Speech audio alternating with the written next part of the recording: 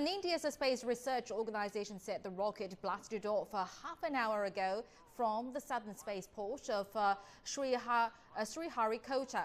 And the Polar Satellite Launch Vehicle carries a 700-kilogram main satellite for Earth observation and 103 smaller nano satellites, which weigh a combined 660 kilograms.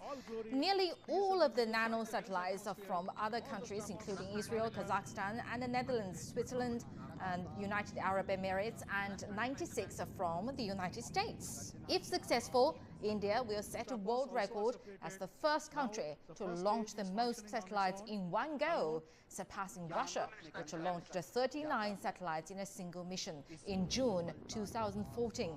And the business of putting commercial satellites into space for profit is growing, and India is competing with other international players for a greater share of that launch market and is known for its low-cost space program.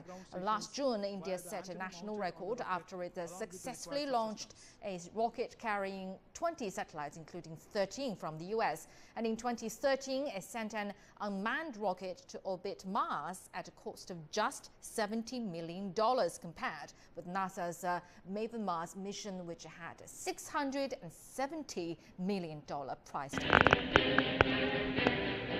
3, 2, 1, 0, प्रश्न। जंगी जनून में मुब्तला भारत अस्करी दौर में record बनाने में मसरूफ है। भारत ने आंध्र प्रदेश में श्रीहरिकोटा स्पेस पोर्ट से एक सिंगल रॉकेट के जरिए एक साथ 104 सैटेलाइटें खला में भेज दी। इस मुहिम में भेजे जाने वाले 104 मसनूई सैटेलाइट्स में से 3 भारतीय, जबकि बाकी 101 satellites Israel, Kazakhstan, Holland, Switzerland और अमेरिका के हैं। इससे पहले 2014 में रूसी खलाई एजेंसी ने एक साथ 37 सैटेलाइट्स खला में। And the Indian Space Research Organization has launched a record 104 satellites on board a single rocket. The space agency had successfully deployed 20 satellites from one rocket last year.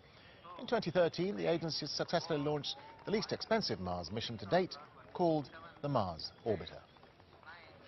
For those with 4, 3, 2, 1, 0, plus 1, 2, 3, 4, 5, 6 of normal, 7, 8, 9, distance tracking. A perfect liftoff, as usual for PSLV, and you can see in all glory. 25 seconds. रचना से आकाश के सन्नाटे सफलता के आसमान Hasini Plus 40 seconds. 320 ton भारी 44.4 metre kilogram main satellite for Earth observation and 103 smaller nano satellites, which weigh a combined 660 kilograms. Nearly all the nano satellites are from other countries, including Israel, Kazakhstan, the Netherlands, Switzerland, and the United Arab Emirates. 96 are from the United States. The business of putting commercial satellites into space for profit is growing. India is competing with other international players for a greater share of that launch market and is known for its low-cost space program. India has sent 20 satellites on a single rocket into space in its biggest launch ever. 17 of them were foreign, including from the U.S., Canada, Germany, and Indonesia. Most will be used to observe and measure the Earth's atmosphere. In 2008, India launched 10 satellites on one rocket, setting a world record, but that has since been broken by NASA and then by Russia. Now, since the U.S. space agency NASA stopped its shuttle program 5 years ago, engineers in India have been among those at the forefront of designing a reusable spacecraft. India is offering low-cost options to put satellites and other equipment into orbit. Its first miniature prototype shuttle was launched last month. It cost around $14 million, while U.S. private company SpaceX charges $61 million for a launch of its Falcon 9 rocket. India became the first Asian nation to successfully place a satellite into orbit around Mars. That was 2 years ago. The Mangalyaan robotics probe cost $74 million. That is 1/9 of the $671 million price tag for NASA's latest Maven Mars mission. But India's $1.2 billion space budget is still controversial in a country where 3/4 of the population earns less than $80 a month. Joining us now is Pallav Bagla. He is science editor with the Indian news channel NDTV. He joins us via Skype from New Delhi, and we very much appreciate your time. Put this launch in some sort of perspective for us. This particular launch was very significant for India. It was the 35th consecutively successful launch of India's smaller rocket, the Polar Satellite Launch Vehicle, and it carried 20 satellites in one go in orbit. It is like dropping one by one school children from a bus which is flying at a very high velocity in space. It's a complex maneuver. It's a tricky maneuver because you don't want the mothership and the babies to collide with each other. And the Indian Space Research Organization did it gloriously in its 35th consecutively successful launch. It was a great day for the Indian Space Agency. I love your analogy there. That's pretty vivid. We can kind of visualize that. So why is India such a key destination for launching these satellites? Very straightforward. Costs. India offers launch costs which are 50% cheaper than anybody else in the world. So if SpaceX or Blue Shepard or any Ariane Space or NASA can do it at $100, India is willing to do it at $50. So that is the reason why you see big companies now coming to India. In this particular launch, the significance was that there is a satellite by Google which has been launched. And Google is a rich company and they would opt for the very best. And they opted to launch from the Indian Space Research Organization. Only shows that there's reliability and bankability on the Indian rocket. But as I said, as we were leading up to you, that this is controversial to spend this much money in a program like this in a country that is relatively poor. Do the people benefit from this in any way? Oh, immensely. See, the Indian Space Research Program is directed mainly for benefits of the Indian people.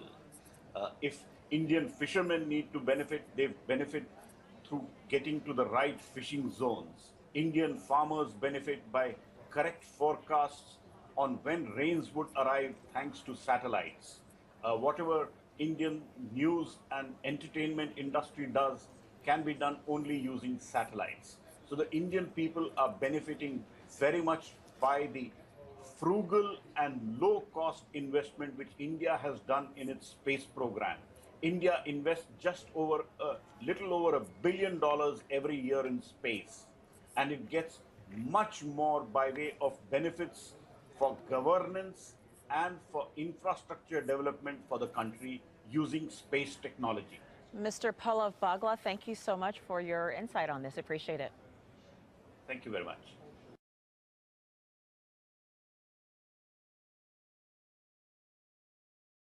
Let's think about this a little bit more. Okay, let's get to the top. You know, let's get to the topic. The three boys in the toy for this. We just want to talk about India breaking this, what, about 3 hours ago, not even that maybe, breaking this world record, 104 satellites in one shot. Really, this agency is becoming a very serious player in the race. Well, look, if we've seen anything that's come out of India over the last decade, 2 decades, it's innovation, it's an appetite for delivering new technology.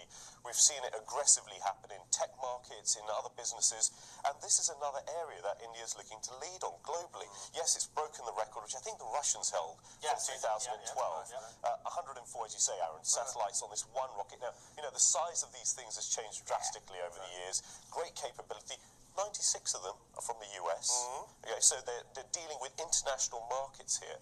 But the question is, it's about capability. Now, we here in the UK are also building a great capability in satellite construction. We have a satellite catapult that the government funds, really world-leading in terms of how we develop technology here. The Indians are trying to be, play the race, the satellite space race, I think. And they do it very, they can do it for very, very cheaply. But I've had lots of tweets this morning. A question you mentioned about the UK doing this. So here's the question. India has a space program. India has nuclear weapons. 1/3 of Indians live on less than $1 a day. But if they've got a space program, they've got a nuclear program, should the likes of UK, Australia be giving India aid? But you've got about 30 seconds. Right. Well, the question isn't about where should the money be spent. Even in the UK, as we spend in the satellite industry, we have questions about should that money go into the NHS? Should it go into welfare reform? Should it go into other factors? I think the Indian government is looking at investing in innovation that will deliver for its economy and help that vast population to raise its standard of living. It's a macro conversation about policy and politics and where you place your bets. But I think, you know, good on the Indians for doing it. Okay. There are other countries also trying to achieve it as well. Corvia Ranger, thank you very much indeed for talking to Aaron Hesselhoff. I know, I'm sorry, I had to get that question in. To fully understand what's happening seconds into the flight. The Indian space industry is claiming a world record for the launch of 104 nanosatellites in a single shot. It's another notable success for the Indian Space Research Organisation, which 3 years ago stunned the international space community by sending a low-cost probe mission into Mars orbit, getting it right first time. The other space-capable nations needed several attempts to do something similar. Of the 104 satellites, 101 are for foreign customers, with the US taking up 96 and with one each from Kazakhstan, the United Arab Emirates, Switzerland, Israel and the Netherlands. India has big ambitions for its space industry and wants to capture a bigger chunk of the €300 billion global space market.